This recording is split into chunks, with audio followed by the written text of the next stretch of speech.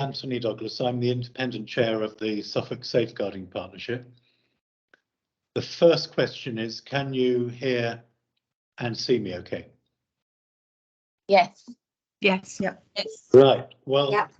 Thanks very much for coming for this learning event about the appalling and tragic deaths of two children, not in Suffolk, one in Solihull in the West Midlands and one in Bradford in West Yorkshire. So I'm going to pass to Tracy Murphy, our professional advisor, who's going to just set out how the conference will, how the webinar will work and how the presentation will be accessed, etc. Tracy.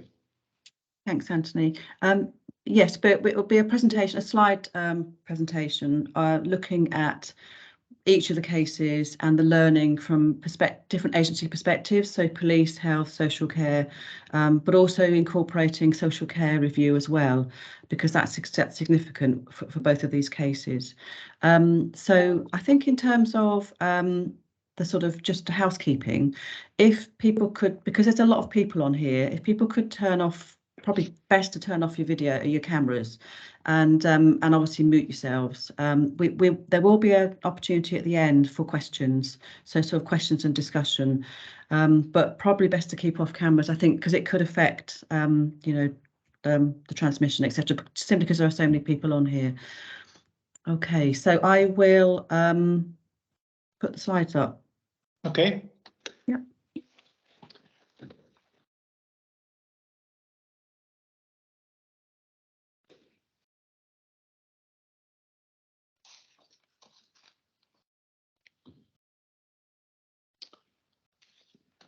Can people see those? Yes.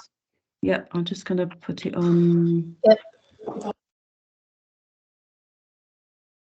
Slideshow. Hang on.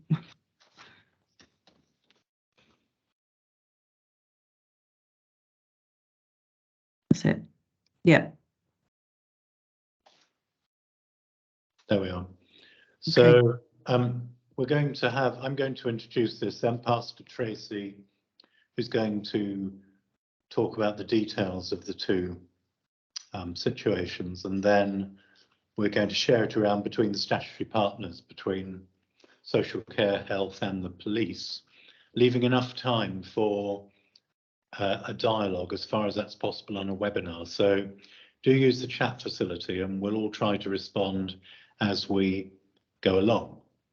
And we're being recorded, so it's available, it'll be available on the partnership's website to listen to as well. So just by way of introduction, Star Hobson and Arthur Labinjo Hughes were two children who were killed by their parents' partners. And in fact, they were systematically destroyed over a period of time. And it may be that had there been an intervention, their lives could have been saved. There were a tremendous number of mistakes made, of missed opportunities to understand what was happening to them, and the horrors of their lives can't even be visualized or understood. Such was the level of attack and destruction they faced. It's important to know the context. There's always a context. Suffolk is a well-performing, highish trust system, and certainly in Bradford, the opposite was the case. It was a failing local authority, it still is. And I'm just going to read you a couple of quotes from one of the social workers, which are not in the reports, but just to give a flavour of how it was to work in that context, in difficult work. Without exaggerating, it was the scariest place I ever worked in. Chaotic, everything was reactive. They couldn't retain staff. Nobody could cope with the caseloads. They're on duty all the time and then try to get whole control of it. When social workers are under a lot of pressure to make quick decisions, sometimes you get them wrong. I'm quite an experienced social worker, but if you come in and face 27 cases, you think, where the hell do I start with this? And then you look at the date of some of the referrals, and they were 3 or 4 months ago.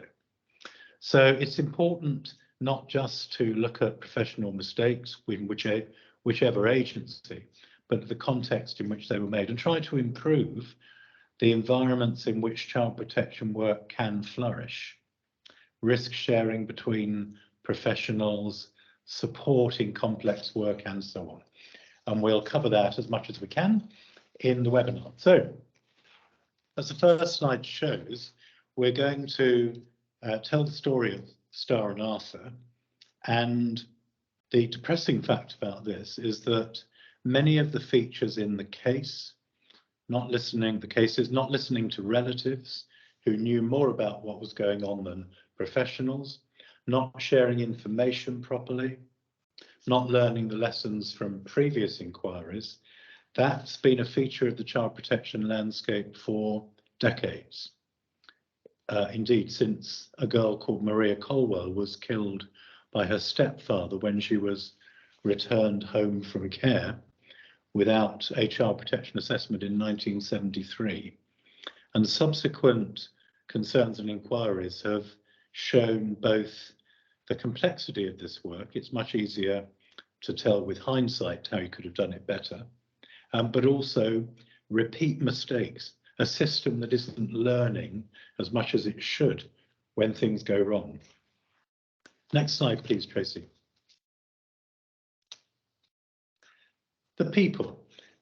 I've tried to keep this simple. The two most important people were the children, Arthur, aged 6, Star, aged 1. Their voices were not heard and that they were not seen, particularly in the crucial final period of their lives. Unsurprisingly, they were young children, their parents, and significantly, one parent's partner. In both cases, the extended family, the children's network, became hugely significant. Their grandparents and great-grandparents were, in terms of an eco-map, they're safe and protective carers. They flagged what was happening to them in referrals, videos, and all of those were minimized by professionals. And then the other key people in what happened were the professionals in and around the MASH. Sometimes it's called a MASH, sometimes an integrated front door. Same as, for example, in the Suffolk MASH, 3,500 referrals a month. So the key to effective child protection work is how to use rationales, triage, classify, make judgments, unearth what's happening to children in that incredibly busy context. Next slide, please, Tracy. And then the big issues that came out. To repeat, the children involved were neither seen nor heard. And that is a feature of current assessment work, that a lot is desktop based. It's based upon pieces of information that have to be pieced together. Each child is like a jigsaw puzzle, and there are risks if you don't carry out face-to-face work. Both of these situations happened in lockdown. And whilst hybrid working is terrific, remote working for sessions like this, it's not in face-to-face child protection.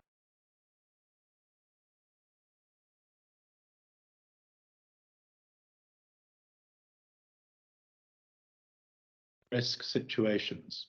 In fact, they were at the highest risk possible.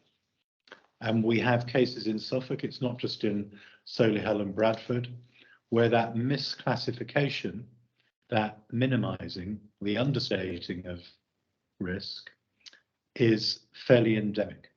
It's not just endemic in Suffolk, it's endemic when you're trying to cope with huge volumes of pressure. The tendency is to downgrade and classify risk or the need for a service and support. Because if you said that, well, nearly everybody needed a higher level of support, it would be completely unachievable in terms of the resource level. But nevertheless, it's really important not to prematurely classify potentially high risk situations as low risk. Extended families are sometimes better at risk assessing than professionals. They're often still not regarded as equal partners in a child protection search conference or appreciative inquiry. What's going on? How does this behaviour get explained? And the only model to use is a co-production model in child protection. Co-production with whoever understands what might be going on. In neither of these cases did that happen.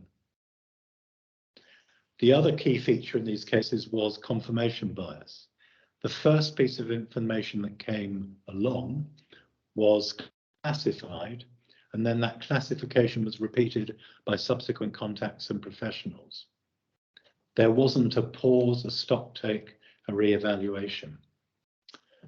And finally, the rule of optimism. Both Starr and Arthur were subject to the rule of professional optimism, an assumption that things were much better than they were. And equally, in some of the referrals, the concerns were unsubstantiated. And it's always seemed to me that unsubstantiated is not a helpful word to use, because it doesn't mean something hasn't happened, and it doesn't mean you should be any less alert. And yes, and yet, referrals are often closed down because concerns are unsubstantiated. And child protection work is characterised by ambiguous information, facts that aren't pure facts, evidence that is hard to define as evidence, that wouldn't stand up in a court of law, but nevertheless is true. So all of these issues are arguments about greater professional curiosity, less restrictive classification, and seeing and hearing children who might be at risk. And with that, I'm going to pass to Tracy for the next phase of the webinar. Tracy. Thanks, Anthony. Yes, so we're going to have a look at a bit more of the detail really around each of the cases. So starting with Arthur, and this slide just gives you a summary really of where Arthur was at the time of his death, living with his father and his father's partner, who was the person that killed him, along with the partner's 2 children. And his father was looking after him after his mother was convicted of murdering her partner when Arthur was 4. And there are 6 key practice gaps, fault lines, which you can see here, which have really been identified in the report and in the case review. And the fact that Arthur's mother was not around, not available for him because she was in prison, and the trauma that might have led from that was not addressed, and there was no support given to Arthur. So that's one really key factor. The second one was the lack of any kind of robust response to the domestic abuse that was occurring between his father and his father's partner, who was obviously living with him and living with Arthur. There were concerns being expressed again, as Anthony has referred to, and this continually repeats, in fact, throughout both cases, that the family, paternal family in particular, were very concerned that he was being physically abused, and those concerns were minimised by the professionals involved. And the fourth was the lack of response by the police and social care to any additional evidence that was of abuse that was sent in by the relatives. So that was lots of photographs that gave evidence of bruises, injuries that Arthur had. Fifth was a lack of assessment of the child impact of father's partner. So again, we know there was a history around father's partner, but that wasn't assessed, that wasn't addressed, wasn't looked at, and the impact that might have had on Arthur. And finally, no contact, it says there, was made with Arthur in the last 6 weeks of his life when he was at home. And we know he was at home, obviously because of the pandemic, but because he wasn't defined as a child in need, he was not at school, so there was no school place for him, which again may have been a factor. If he was a child in need, he would have been at school and he would have had somebody having some eyes on him, but as it was, that wasn't the case. Okay, so sorry. So key dates, and I think if you look at the key dates in Arthur's life, which are here, you can. It's really significant because you can see a pattern, you can see what's happening to Arthur. So it just goes through from obviously 2014. Arthur was born, his parents separated, and he went to live with his mother. And obviously moved in with his father because, as we said before, his mother was convicted of murdering her partner, which did prompt a child in need assessment. And at that point, his father was assessed as being protective, which it'd be interesting to see how that came about in terms of his father being protective, but it's significant. So in the autumn of 2019, Arthur's father starts a relationship with the person who did eventually kill him, Emma Tustin, and her background, which again is significant, which wasn't really addressed and taken into account, troubled with violence to and by her. And there is also some obviously domestic abuse that occurs as well throughout this relationship. As it says there, it deteriorates, and the paternal grandparents again raised concerns that he's living in an abusive environment, noticing bruises and scratches. And we know that the MASH visited, but again, there were no safeguarding concerns by the MASH, and it was assessed as not a concern, despite the fact that grandparents were regularly sending in videos, regularly contacting to say they had concerns, but clearly none of those things were seen as significant. So in April, the family expressed even more concerns, again sending in more photographs, and again no safeguarding concerns. And the home visit that took place in April was the last time that he was seen before his death on the 17th of June. And his father's partner was charged with murder and his father with manslaughter. And as it says there, in December, they were both convicted, but the evidence from the video footage and text messages show shocking physical abuse and neglect, and 130 bruises, high levels of sodium in his body, suggesting salt poisoning. And he it's quite incredible to understand really, or believe, that he was made to stand in the hallway of his house without water and slept without a mattress. And for me, this also, people remember Daniel Pelker. The Daniel Pelker case, it really has similarities to that case, which was some years ago.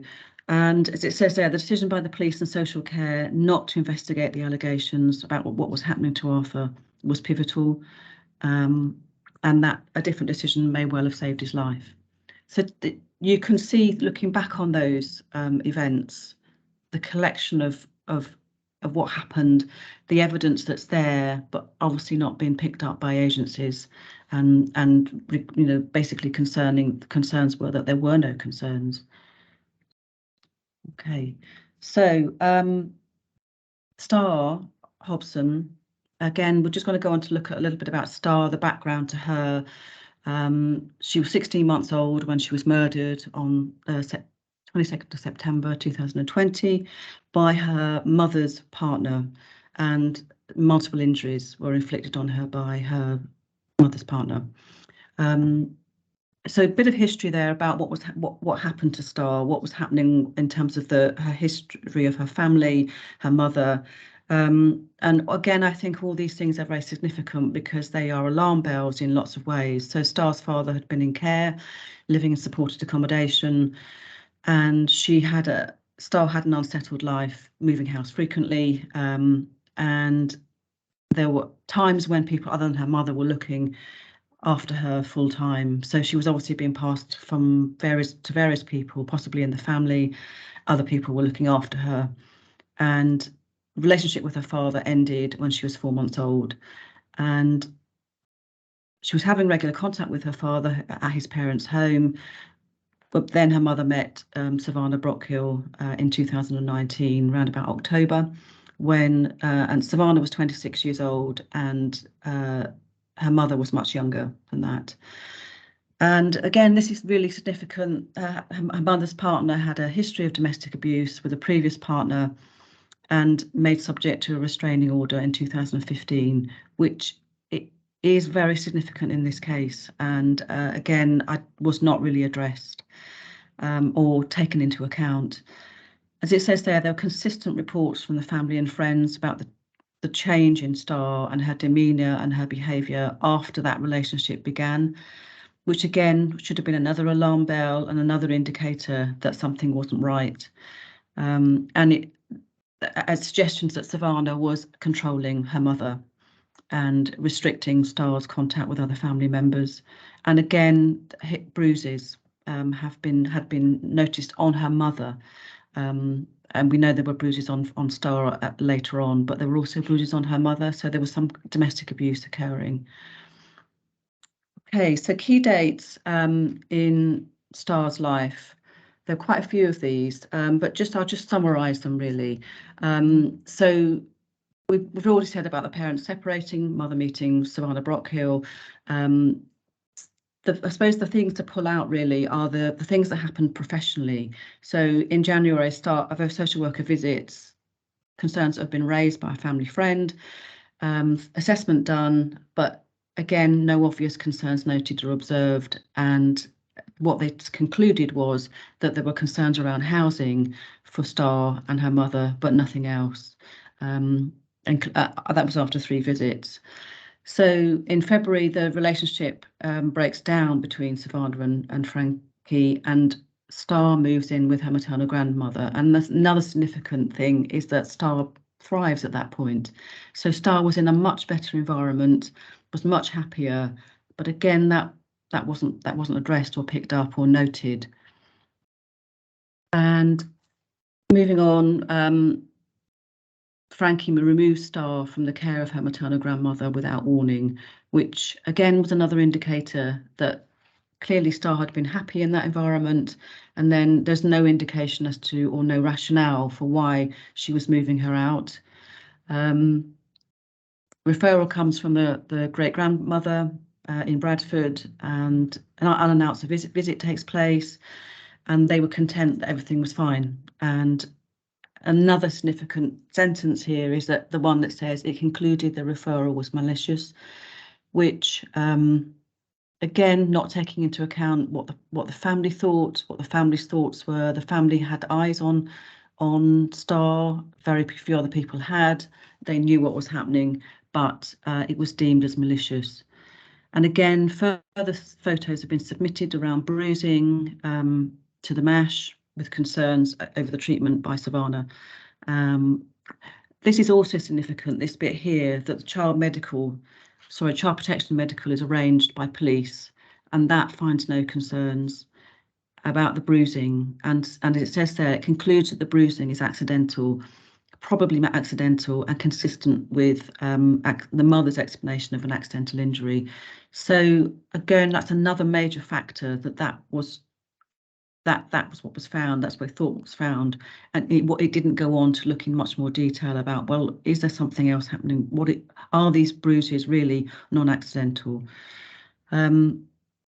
Social work assessment is closed in July, so nobody's actually addressing, or this case isn't open to anybody, and then a video is taken of Star with bruises on her face, and the family members obviously look at that, sent to police, and although a visit was, as it says there, was attempted, but they were actually away, so nobody again at that point could get to see Star. Okay, and this is really just going through the continual contacting by the family, by the grandparents, by the great grandparents around videos and information, evidence really about Star and what was happening to Star. So so they were asked to email the evidence, but they were unable to do so. So there was a social worker at that point that contacted Star's mother, and basically her mother says that Star had bruised herself falling downstairs. So again, nothing was looked at that in terms of was that really what happened? Looking at that in much more detail, questioning people, but there actually is no record of a contact with a social worker, and the home visit didn't take place, so nobody did actually see Star again, and nobody saw what the bruises were like. GP contacts the family and advises that Star be taken to a GP, but it doesn't happen. So Star's mother doesn't do that. Again, another key factor that, again, nobody was seeing her. Social care visit Star, no further action is taken. So, you know, all of this is building up a pattern of people continually saying, we don't think there's an issue here, we don't think there's a concern, these are just, you know, childhood bruises. So the case was closed in September under the, as it says there, the concerns had been substantiated and the referral was malicious in intent. So professionals were continually feeling that this was malicious by the family, which was a real worry and a real concern. And the sad thing was that on the 22nd December, Star died. And there was no further contact with professionals between the 5th and the 22nd of September, when a lot of the bruising and the injuries were taking place on Star. Okay, and I think just before we look at those important issues across both cases, for me in this case, in Star's case, the fault lines and the practice issues are really around the domestic abuse and the fact that there was domestic abuse that wasn't really taken into account. It wasn't acknowledged, it wasn't considered. The need to identify risk, because there were risks for her mother before Star was born, so pre and post birth. That wasn't really addressed in terms of the risks for Star and the risks that might have been happening for her mother. The concern around when Savannah entered her life, we all know that there was a history with that particular person in terms of domestic abuse and violence. That again wasn't taken into account. The bruises from the family was sending lots of information, but again not taken into account. The child protection medical is another thing that was not correct and was probably a mistake. So for me, those are the concerns around Star that were not taken into account, not considered, not followed through. So just some important issues to consider across both these cases. And we know, through having looked at the dates of these cases and what happened in terms of families trying to send information, get information across, as it says there, too often the concerns of family members were disregarded, which is a real worry that actually we know that they were often the only people during lockdown that had evidence what was happening to children, had eyes on children, and they were disregarded, seen as malicious, which is a real concern. Within the safeguarding organisations concerned, the conditions for good safeguarding practice were not in place. So across both cases, there were real, in Solihull and Bradford, there were real issues within those services.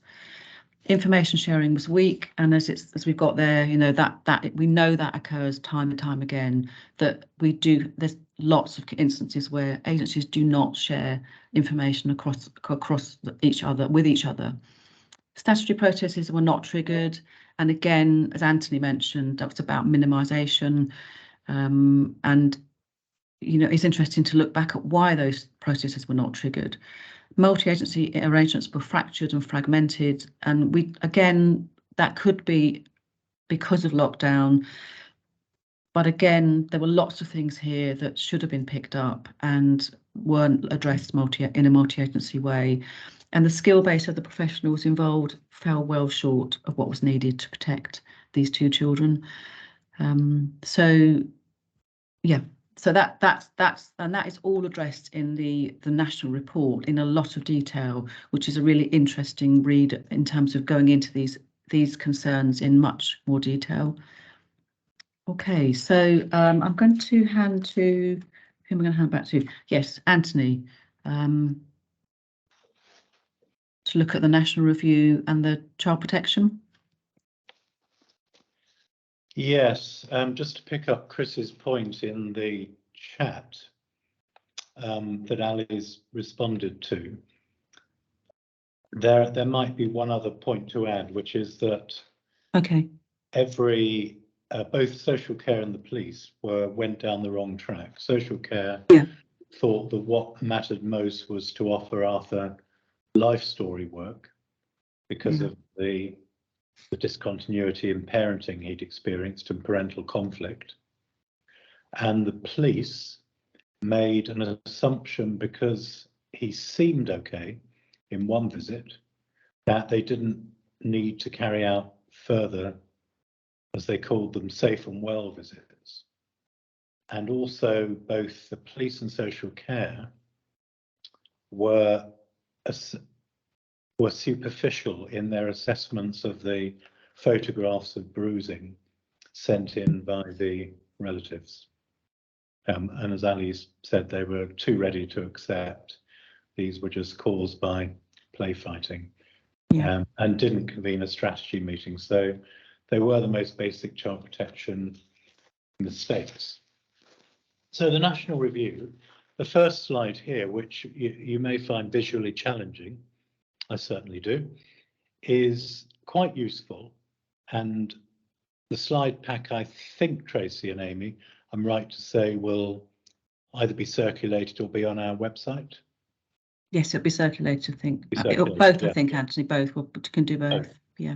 Okay, so this one's worth a look, especially for those of you who review cases and situations, because it's about the methodology you use when approaching a debrief, an audit, or a review. And of course, because you're carrying out audits on live cases, audits are also an opportunity to spot mistakes as they're happening, in terms of management oversight and the self-regulation by professionals, police officers, health visitors, nurses, consultants, social workers, and so on. Self-regulation is the biggest protection in child protection, not by somebody else. That you regulate your own practice, you check and balance your own practice, you challenge your own provisional findings. But the methodology points out the importance of chronology, significant events, which the National Review called key practice episodes, the importance of in-depth interviews with family members and professionals, reflective conversations, and then subjecting that review itself to, in this case, an expert advisory group. You don't always have that luxury, but the value of a conversation at a case review panel about what is happening, a strategy meeting, whatever the format. You can easily dismiss them as procedural, but actually they're an opportunity to challenge each other, challenge the information, and make a better decision. Next slide, please. The findings, we've trailed those. Just to repeat them, yes, it's fine to join for those of you still arriving. It's absolutely fine. The four main areas of national findings, not new, none of them. Weaknesses in information sharing within and between agencies. A lack of robust critical thinking and challenge within and between agencies. A need for sharper specialist child protection skills and expertise. There's probably a question here in Suffolk whether the training we provide is too basic, and whether there is a need for training in the complexity of the work. That is, and I think we should probably have a look at that as a partnership as a result. And then the need for better leadership and management, conviction leadership in child protection. Leadership that focuses on protecting a child, not just managing a referral. Protecting a child, not simply managing a referral. You have to, in decision making, visualize the child without a photograph, without a life story, but you have to try to picture them in their context and try to think what they might be experiencing, their lived experiences. Next slide, please, Tracy. So we put this slide together to look at the factors that may be relevant in Suffolk. First one, top left-hand box, strengthening the local safeguarding partners to ensure better coordination and oversight of practice on the ground. And we're looking to develop stronger oversight from the heads of safeguarding in the local authority, health and the police, working together in a more structured way to problem solve issues as they come up. Second box, we should do more to drive up practice improvement.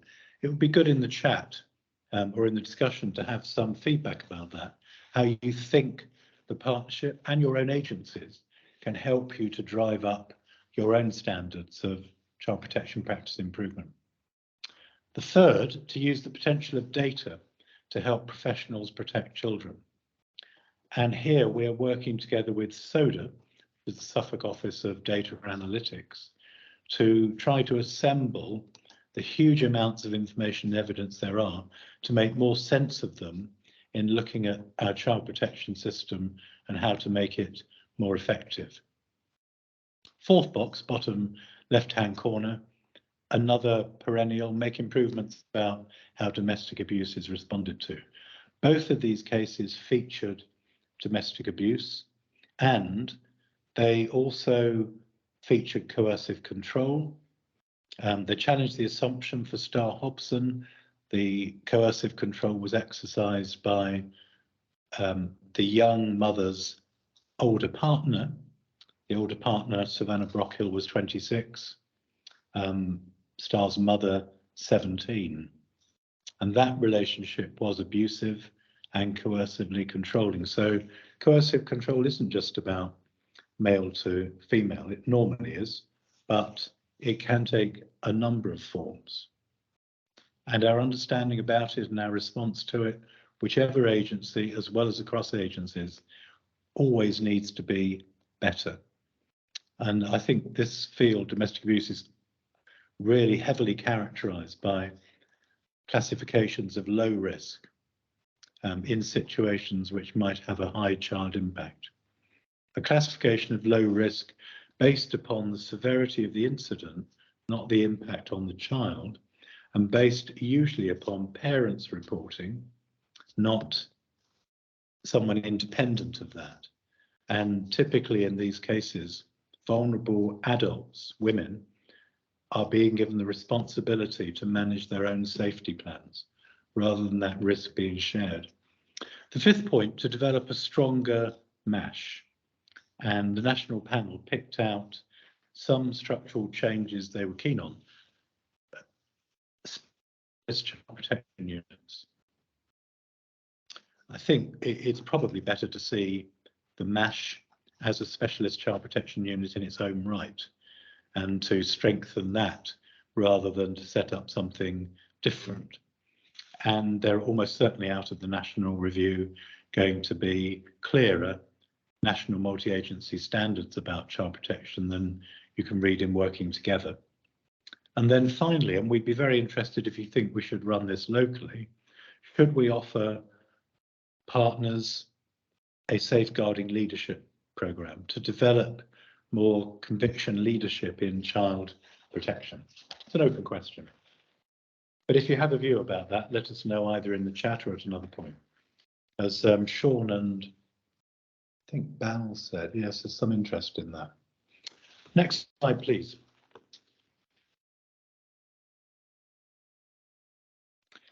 The National Panel Review into Star and Arthur links to their the review of the care system, which is also under consideration by government to find what they think is a better way forward. And some of the points made in there, the key recommendations are a new expert-led multi-agency model for child protection, multi-agency standards, strengthening the local safeguarding partners. Child and adult safeguarding partnerships will get strengthened. We're trying to get ahead of the curve with that. Improvements to inspection.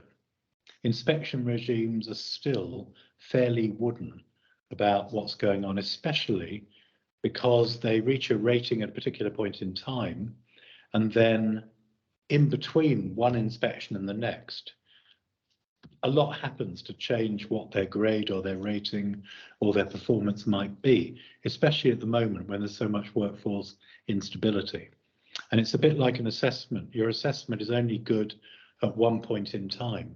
It doesn't have a long shelf life. Things happen to people. So it's a warning about these fixed models of inspection and assessment and their limitations.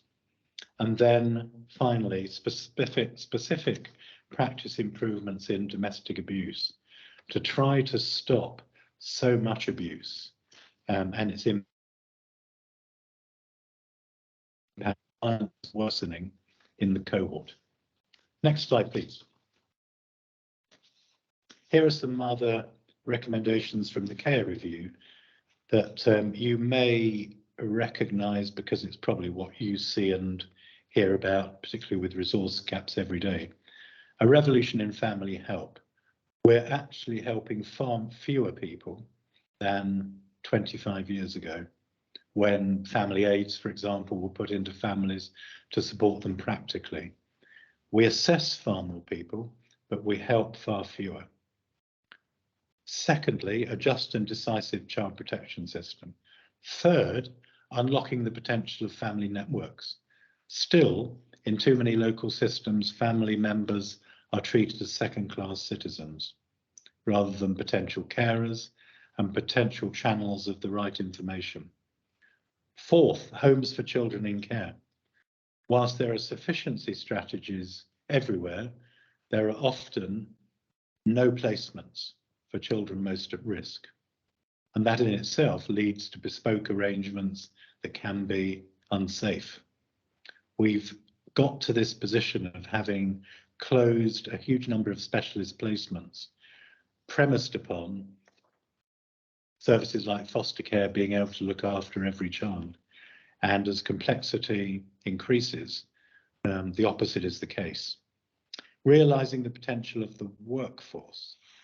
The National Review recommended an early careers framework, and given the crisis in workforces, people retiring early if they can, the profession not attracting the numbers, the professions not attracting the numbers they need to, then it's important to focus on workforce planning and stability as a core child protection service. And then finally, the child focus. These cases show how the child focus was woefully absent, and the work was drawn into the dramas of the parents, not what was happening to the children. Next slide, please, which would be my last. A summary of those findings. Well, I've probably said all that needs to be said about them, apart from the fact that at the end of this year, the government will produce its own responses to both the National Review about Star and Arthur and the Care Review. And we need to make sure in that consultation that the models proposed work for Suffolk. And we need to be influencers of the final outcomes, which tend to be national outcomes, nationally driven, regionally mediated and locally imposed. So it's an important time to speak up for things that work well here and to make sure they are built upon and not at risk of being dismantled. So now we're going to look at the agency contributions from first social care through Ali, then health through Cindy and Caroline, and then the police through Dave, and then we'll have an open discussion. So over to Ali.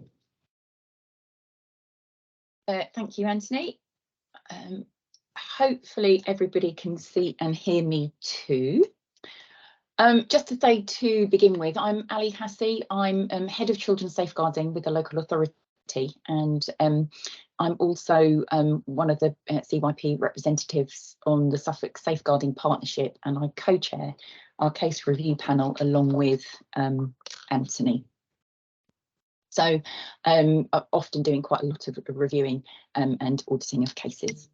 Anyway, so I've looked at this, the reviews, the recommendations, kind of through the eyes of Suffolk, and effectively have benchmarked our practice against the findings. So there's definitely some learning for us here too.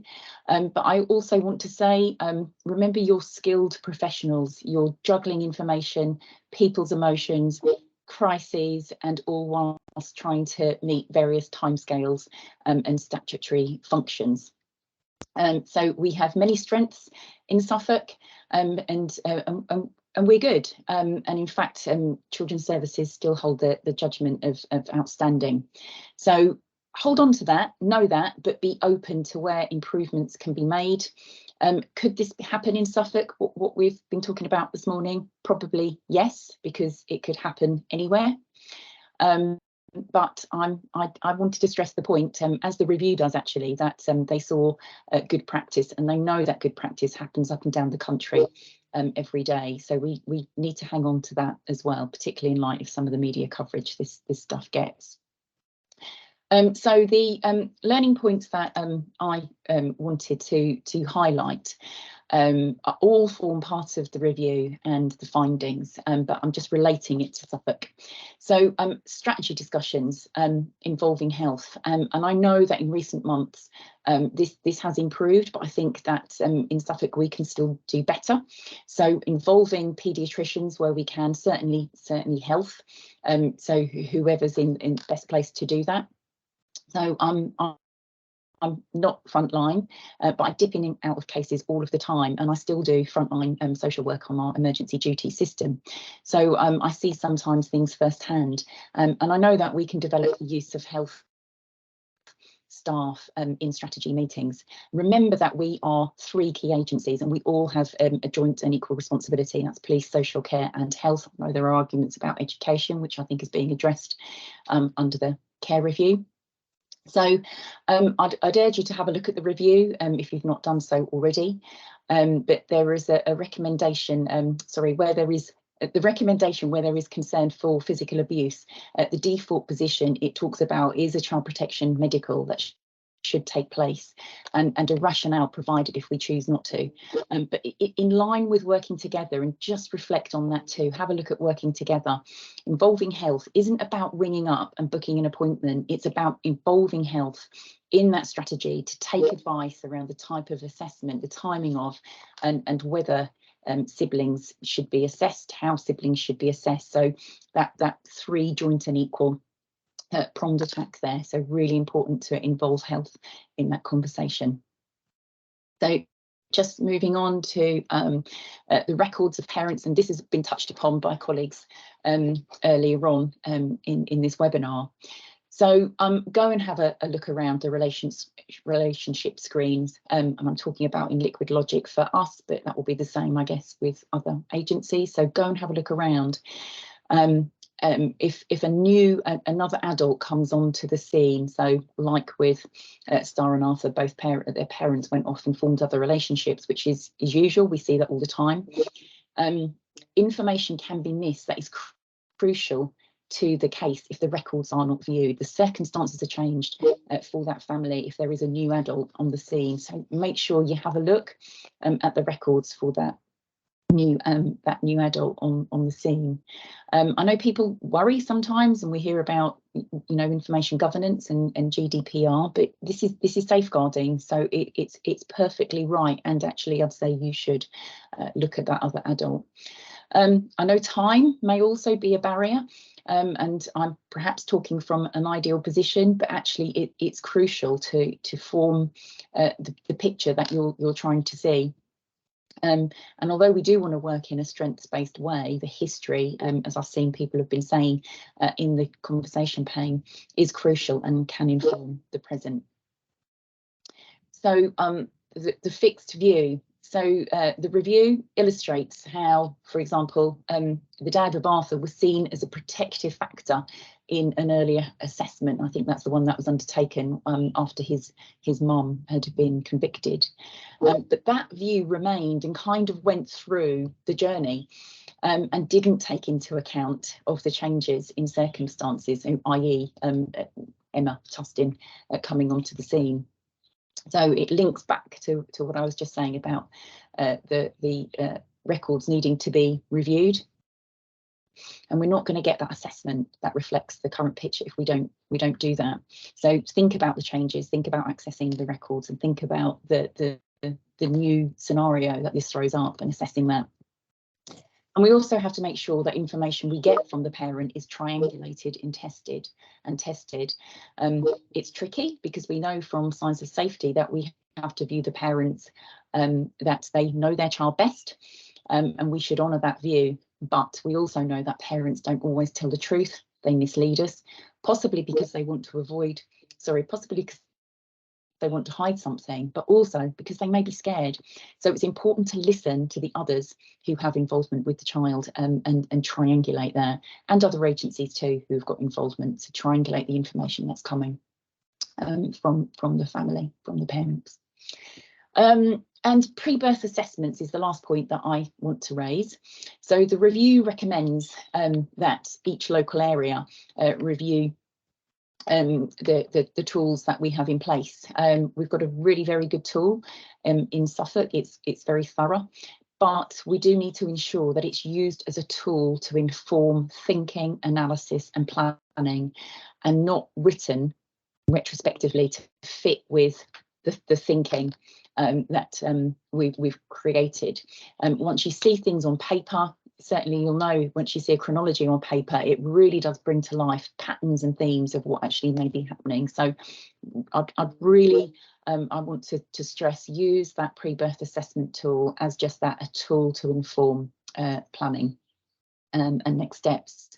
So Maureen Roscoe-Goulson, who is, she's in our QA team within Children's Services, she's been commissioned by the Suffolk Safeguarding Partnership to write a review, which is just about, I think, about to be published and available. And that's about 3 babies in Suffolk who either died or suffered injury. So more will be forthcoming about pre-birth assessments, but I just wanted to highlight what I've said. Just as a final couple of points, so if you've read the review, you'll notice it talks about child protection rather than safeguarding. It defines the difference and has certainly made me think analytically about the terms and what they mean. And just as a final point, you know, our work is hard. People can be unpredictable. The work's emotional, and it's draining, but please be proud of what you do. We must look at the learning and develop our own practice and systems, but still hold our heads up every day, because we do save lives, we improve lives and give children opportunities they otherwise would not have. But really important to, you know, have your antennae up to this learning as well. That's all from me. So I'll pass over, I think it's now to Cindy or Caroline. Thank you. Thank you, Ali. My name's Caroline Holt. I'm the designated nurse safeguarding children across the NHS Suffolk ICB. And along with my colleague Cindy, who also has the same roles, we've reflected from a health point of view. But our thoughts are not unique to health, but it's as a collective we can all support the issues that have been raised in the Star and Arthur report. So we've reflected on things that include the chronologies, genograms and groups and relationships. So within health, we must ensure and keep accurate and up-to-date records, including chronologies, genograms and group and relationship details, noting who are the caregivers and significant people in children's lives. And that can include fathers, ex-partners, grandparents and extended family members. And we need to be aware of the role they play in caring for that child. And I know some of that has been covered in the discussions by Tracy and Ali. We need to include adults in the assessments and the work we do with families, making sense of, are they a positive factor or potentially a risk to that child? And just yesterday, I've seen a report by the NSPCC. It's only just been published in September. It's called Unseen Men, and it's based on learning from a sample of case reviews published since 2020 that highlight the issues of professionals not identifying or assessing key men involved in the care of children who have died or suffered harm. Men who could have been a protective factor for a child were not recognised as such, and men who were a risk to a child were not identified. However, this could apply to any new or absent caregiver. It's not just men that we should be considering, as it was the women in Arthur and Starr's life who abused them. The NSPCC report notes a lack of professional engagement and curiosity, an over-focus on the quality of the care children receive from their mothers, and inadequate information sharing between services that put a child at risk, and those who could have protected and nurtured the child being overlooked by professionals. So it's similar outcomes as in the national report of Arthur and Starr. We need to ensure engagement is meaningful and non-avoidant, and that includes looking at missed appointments, children not brought, continually cancelling and rebooking visit, and each needs to be looked at in context of what else is happening to the child and what is the impact of not seeing professionals and children being hidden. And of course, COVID made this more possible, and that was so in Arthur's case. But even without COVID restrictions, we know some families are able to avoid professionals having eyes on children and young people. We need to consider any bias relating to diversity, sexuality, and those parents who may be in prison, as was Arthur's mother, and Starr's mother was in a same-sex relationship. Both Arthur and Starr's parents were in relationships where there was domestic abuse, and we need to ensure we capture the lived experience of children and understand the risks to them. We need to listen to their voice, and if they're too young, be that voice for them. The next slide is looking at supervision, the importance of it, and how we can facilitate supervision between other agencies, which was a recommendation of the national report. Research shows the benefits of being a reflective practitioner and receiving supervision, but we need to make and prioritise time and a safe space to do so. And so possibly time being our biggest challenge, especially with all the challenges we face with capacity and staffing. We do have training, it's available on emotional intelligence and how we manage and understand others and others' emotions. But we need to remember that these deaths and acts of violence and cruelty to children, whether in a national review or a local case, affect us all. We need to look after our staff, who are all trying to do the right thing in times of great pressures and stress. We need to avoid moral injury, which can be defined as the psychological unease generated where professionals identify an ethically correct action to take, but are constrained in their ability to take action. More simply, it is the feeling of unease stemming from situations where behaviour does not align with moral principles, and that can be a result of a lack of or insufficient staff, resources, training or time. The individual suffering from moral distress need not be the one who has acted or failed to act, as moral distress can be caused by witnessing moral transgressions by others. Next slide talks about information sharing, and as already described, is a feature of reviews over many years. Staff need to identify themselves. What are the barriers that are making them feel reluctant or slow to share information, and seek advice from others in what to do next. I know sometimes we may not share as we feel we do not have the whole or the complete picture yet. However, we have a gut feeling. Gut feelings or intuition being the process by which we come to know something without being able to explain how we know. To help share these thoughts, we should be speaking to others who are also working with the family, where we can seek more information, clarify our concerns and the risks to that child, learn more about what's happening within the family and share our feelings. These conversations with other professionals help support and develop critical thinking and challenge between staff that then help us with what we might need to do next. And the final slide is picking up on the recommendations to have dedicated child protection units staffed by those who have specialist expertise and knowledge. And of course, health staff would welcome any would welcome and value any additional training, as described earlier, by attending safeguarding leadership programmes and contributing to a stronger MASH model with national standards. And I think it's police next. Yeah, that's right, Caroline, yeah.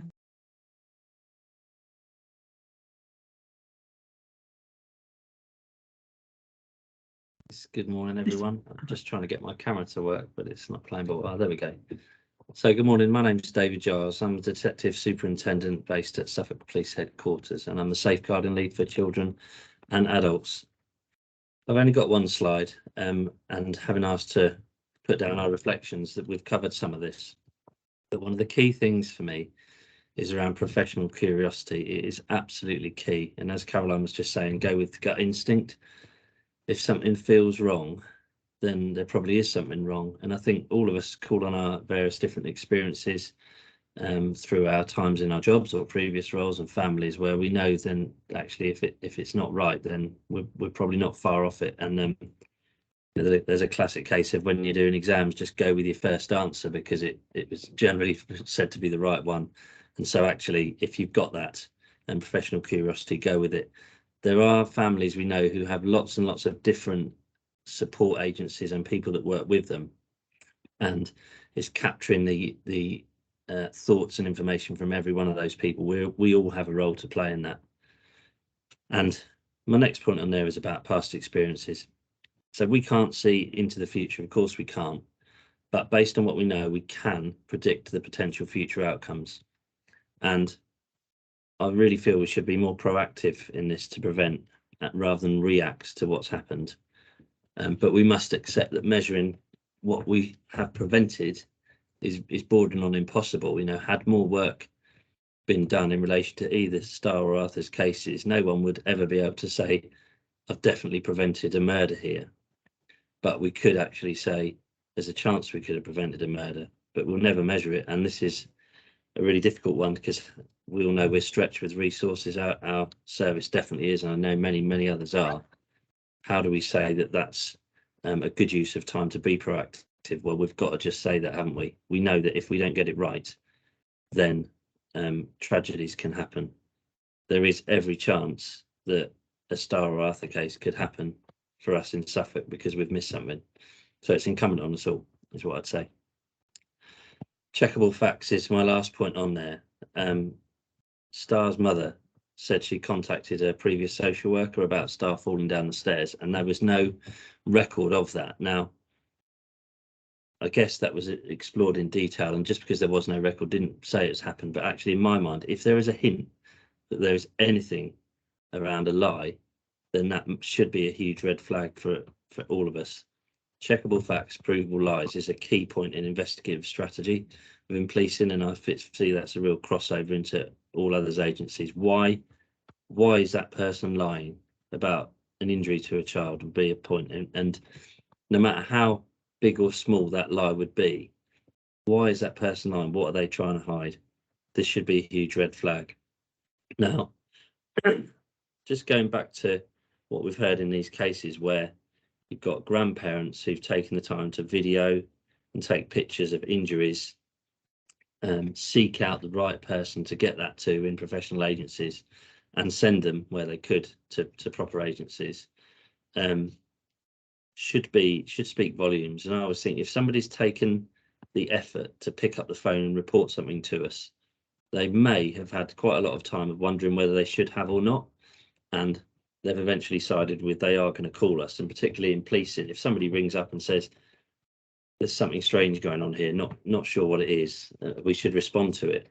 And I always think, well, if somebody's lived in a street for goodness knows how many years and they know what normal looks like, and this what they're looking at is not normal, and they've chosen to ring us, then we should react to it. So likening that to these cases, the fact that somebody's made the effort to go, this isn't normal. I'm involved with my family members and I'm really concerned, so concerned that I've taken a video, I've taken pictures, and I've found it the right person to send it to, and I've sent it, should say that this is a big problem in their eyes that we should react to. In relation to working hours, this is a sort of question for senior people on this call, that have we got our working hours right with increases in population and that sort of 24/7 culture that we now exist on, 24/7 appetite for news and contact and such like, that what happens outside of core Monday to Friday 9 to 5 hours, and those staff that are left sort of on call covering a whole county with limited resources, is that right? And for me, that is a risk that things can go wrong and be on the shoulder of one person. I'd like to just talk about intelligence. We know as police that we're absolutely guilty of vacuuming up as much intelligence as we can and never telling you what we've done with it. And this is about information sharing and bigger picture stuff, because this is around having like a 5,000 piece jigsaw, but we don't know what it looks like yet. But getting those snippets of information, putting them on a system, we may not need to do anything with it. So-and-so's got a new phone number. Okay, thanks very much. Noted and logged. Nothing to do with that at the minute. Means no issues, no work is required. But further down the line, that phone number could become absolutely key in an investigation, and that's really putting a police spin on it. But the point is this: those key bits of information that's coming from all different agencies. We've heard that housing, DWP, schools maybe sit on lots of information. Putting it all together and then reviewing it could say there is a problem here, there is an escalating problem here that we now need to go into. So that's really my reflections. There is loads of good work goes on, but there's no two ways about it. I feel, as a member of our safeguarding partnership and working with lots of partners day to day, that as a force, as a county, we have good professional relationships where we work well together to problem solve, we work well together to safeguard, and we professionally hold each agency to account when things aren't going quite right, and work through them because we all want to deliver a good job. But there are times that we know where things happen or things don't happen, but we've got away with nothing happening by luck, and none of us can exist on getting away with something. We have to get it right, and we have to get it right every time, because that's our jobs. So that's it for me. Just the one slide, just some reflections, and they are really, really tragic cases. And personally, for me, what I'll be taking out of this seminar is, in my digital calendar for the next few years of my career, I will be making sure that the 17th of June and the 22nd of September are put in my calendar as the days when Arthur and Star died or got murdered. Because actually that will just give me a barometer check twice a year, won't it? Just to pop into my calendar, that just a remembrance around them, just to make sure why we need to be top of our game. But that's it from me. Thank you. I think we now move on to a hopefully facilitated by Anthony open discussion. Thanks, Dave. Thank you. Okay, so I will take the slides down, and yeah, we're going to open up to questions and discussion.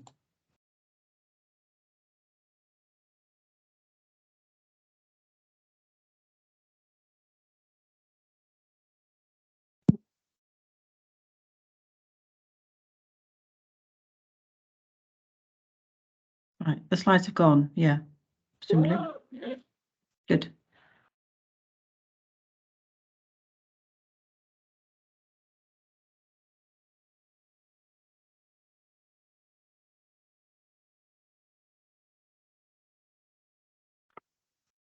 No questions.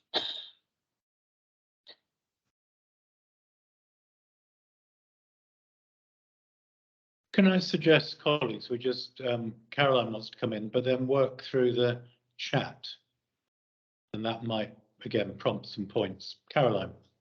It's just a point, Anthony, and colleagues, about malicious allegations. And I think in Suffolk, I hope that within the MASH, we don't actually record or use the word malicious anymore, do we? Because when we use the word malicious, it seems to put then the onus on the person that's made that actually they were in the wrong. They said something, outrageous or that wasn't true.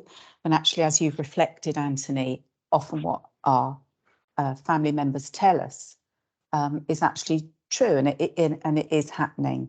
So I think we need to be mindful of recording when families do report something that they're worried about. And although it may not be substantiated, we don't call it malicious, because that carries that thread through that child's records. And if other people look back and they believe that people are making malicious or false allegations, that kind of continues with how professionals might view that family and that extended family. And I don't believe in the MASH we call it. We don't use the word malicious. And that's really important. I know in the national work, there's an attempt to reframe some of these concepts. And I think because the evidence base is, I think it's about 85% on the research, 85% of anonymous allegations turn out to have a fair degree of accuracy. In other words, malicious is, it's there, particularly in parental conflict and inter-family disputes, but it isn't a major feature, as Dave said. It's really important to trust instinct about that and to not use words like malicious, unsubstantiated, even anonymous, because anonymous has an overtone of, well, it's just someone ringing in and, you know, what the hell do they know?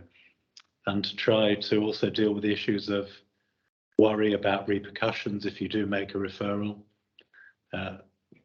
consent, and the muddle about information sharing and GDPR. And we do need a much clearer framework about that, so that in some other countries where there's mandatory reporting, people ring up, they feel they have to ring up, they feel they're obliged to ring up, and they're protected by the legislation. We've always stopped short of mandatory reporting, but I guess what we're trying to get is mandatory reporting without it being mandatory. See it, say it, report it.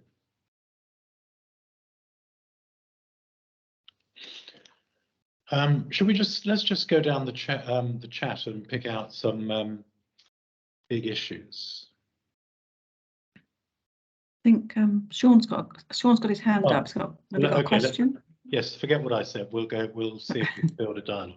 Sean. No, that was fine. I was just going to reiterate to what you were saying, Anthony, around, I mean, I do the safeguarding training for our company. It's adults. As a rule, we do the child and young people safeguarding for services where we may encounter young people on a regular basis. But the things that we're always saying is around accountability for staff to understand about, if you think something's a safeguarding, treat it as a safeguarding, reporting it, and that kind of culture that you're stepping short of mandatory, but you do have a duty of care, and it's about putting that through your basic level training as well as management level training, but doing it in a way to get away from the whole, you know, you might get told, you know, the stigma of reporting someone, but actually understanding the reasons why we do it to keep people safe.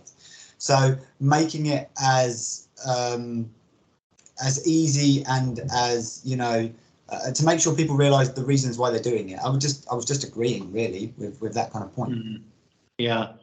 Yes, I think it's important to close the gap between professionals and the people we work with, and it's interesting in fostering that one of the concepts coming in to supplement the duty of care is the duty of love, so that you might seem odd to exercise the duty of love in a child protection referral, but there's a point in there about, for the point of during the investigation, you have a form of in loco parentis with the child in question.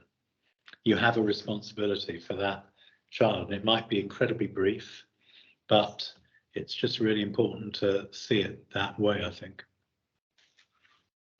So next, we'll go to Lisa, then Michelle. Hi, thank you. Firstly, I think it's been a really, really good and well presented webinar. It's had a really good flow to it. So we've been able to sort of look at everything with realistic analysis of it. But I think from my point of view, having sort of been in this job for quite some time now, and with COVID, whilst we've had the benefits of sort of having the webinar facility and people signing up to things more readily, we have lost that face-to-face training and that networking and that appreciation of other agencies' roles and expectations. And in that, every agency, I think, has had a greater demand on them to have a wider outlook on things. And the training we deliver we have quite a high, I don't know for other agencies, but when you have a high staff turnover, you just get that training, you just get that knowledge and that experience, and then it's retaining that before it's moved on, and then you're then faced with another new crowd to train. So there's probably a bit higgledy-piggledy, but several aspects of that, if we're looking to move forward, is to perhaps reinstate some form of face-to-face multi-agency training. So there's that risk analysis and that looking at how we can implement some of the things that you've recommended within this webinar. Just my points. Well, and do you think, Lisa, that should be a modular course or a series of webinars on specific issues? What do colleagues think about the form that advanced training might take?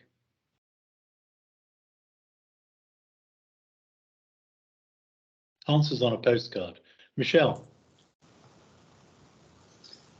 Oh, right, so I haven't got an answer on a postcard, but I have got something I'd like to just say. So obviously, I'm Michelle Stouffer, I'm County Safeguarding Manager for the South for Children and Young People Services. I mean, in our role as safeguarding managers, people will know that we chair the complex strategy meetings around a whole variety of complex issues, to include non-accidental injury or cases where we suspect there might be non-accidental injury, and sadly SUDICs, which are obviously around children's deaths. I think there was one thing I wanted to really stress, and it picks up on what Ali said as obviously head of safeguarding, but also picks up on the professional curiosity. And for me, it's about triangulation and professional curiosity. But once you've got professional curiosity and you start to delve, then once you find out something, you need to check it and you need to clarify it. And I talk about that in terms of all professionals at whatever level you are meeting with a family member or a child, because parents will say things to us. I'll give you an example. I have low mood. I have a history of low mood. Well, we need to check that out, because that omission of low mood may actually mean something much more significant, like actually I have significant mental health issues. Look at my history and you're going to see it. Check it out. When we have, often we will have families where a partner has come from another local authority, or the parent has come from another local authority area. In an assessment or a conversation, they'll say, oh, well, I did have some involvement with social care, but it was about this. And actually, when we check out, we actually find it was more than some involvement. It was actually care proceedings for another child where there had been concerns of NAI. So the reality is, sadly, parents and don't always tell us the truth. They just don't. And if we get, if we manage to get that small snippet, then just triangulate it and check it out. I think our recording in Suffolk across all partners is really good. We can pick up the phone, you can ask our health colleagues, we can ask education colleagues, we can ask police. And actually, if we phone up other MASHs or other local authorities, they will tell us information, especially if we give them the context of why we need to know and why we need to know now. Yeah. Okay, no, that's really important, Michelle, thank you. And just to go back to the two cases, and a current case we've got in Suffolk that we're reviewing, when you look back on the extensive chronologies, you can see that there were opportunities to just pause and rethink what might be going on. And they sometimes, because there was so much information and the dominant idea was something else within the family, it's just the dominant idea prevailed and the case recording carried on like that, and that became how the case was, without the degree of openness to new interpretation. I was always been struck by the use of rationales by the police in major investigations, and whether there's an argument in health and social care for using rationales from periodically as part of just when you've got an allocated case, pausing and thinking about its direction, just to subject the information to just a second look. But I think probably one of the outcomes from today will be definitely that in the partnership, Tracy, we do some kind of training response, whether it's a safeguarding leadership program, some advanced training on a specific issue or two. I think clearly there's an appetite. Yeah. Sean again.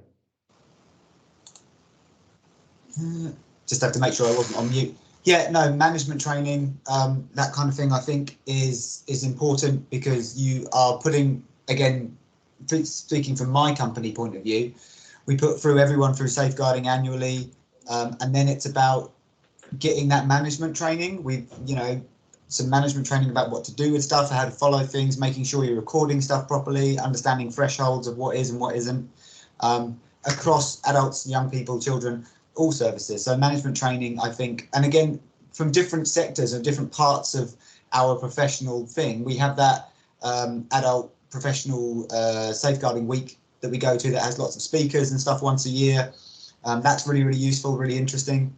That's been online the last couple of years instead of because of the stuff, but that's really good. Chance for everyone to go to different stuff. But I think actually a management level, higher in-depth thing would be really, really good.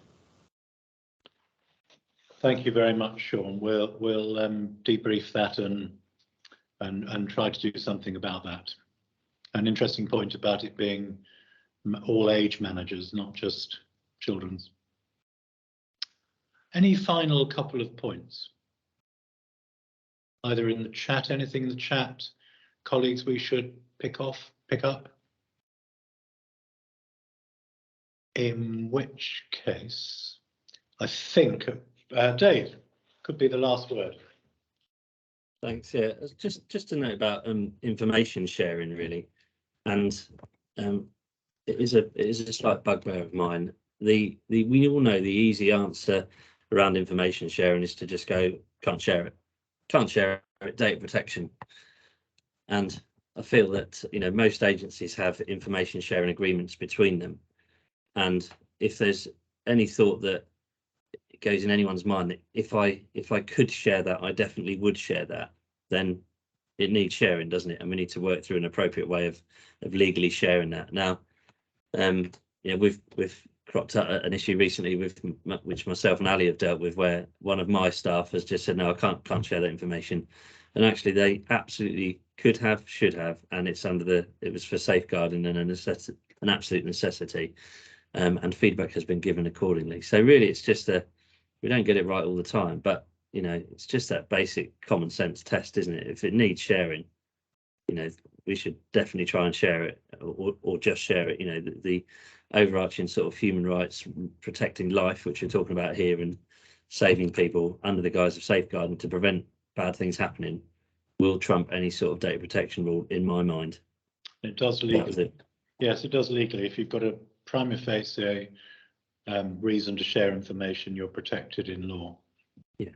As long as it's done in good faith and based upon intuition as well as evidence. So yeah, absolute legal protection. So final word from Maureen, then I'm going to have to close because we mustn't run over. People have other things to go off and do.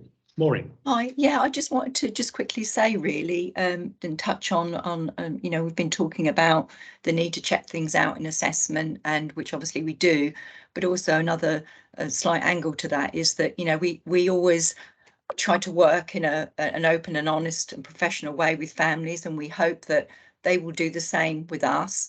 But I think what we also need to be aware of, that for a lot of parents, they are frightened. They are frightened sometimes to tell us some of the details, the extent of the concerns that they will know very well are going on within the home. And so whilst families may appear to be open and honest, it is again for professionals to do that delving and to do that follow up on information that parents may have given us the grain of truth, and it's for us to go out and find the rest of it. And I'll give you a very quick example where on some recent work I've been doing where a mother was asked, what support do you have? And the mother answered quite honestly about the support she had. But the next stage was to check out actually the strength of that support and who that person really was and the history of that person. And because that wasn't done, actually that was a concerning factor in the case. So I guess my point is we need to understand and appreciate and watch out for the fact that parents are often frightened to tell us the whole truth because they're worried about the consequences. And for example, in pre-birth assessment, the consequence is you could have your child taken away. So that's the message that they hear, no matter what professionals may try to reassure them.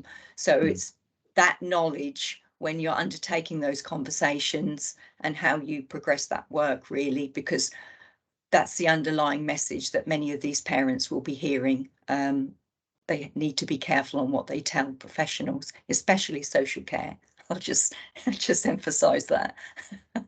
Okay, that's just my reflection. No, it's that long-term fear of having your kids removed if you say anything. So anyway, thank you enormously, everybody, for coming. Thanks. A colleague mentioned the webinar flowed really well, so it's important to thank Tracy, who's planned that, and if it flows well, it's because of Tracy, so thank you, Tracy. I rather wrongly said answers on a postcard, whereas it should have been answers on a tweet. So if you do want to tweet what's happened, please do. And we'll take the learning from this and the suggestions into the partnership to just think through how we might take them forward. So I won't make any rash promises, but there are some important issues to take forward within our work programme.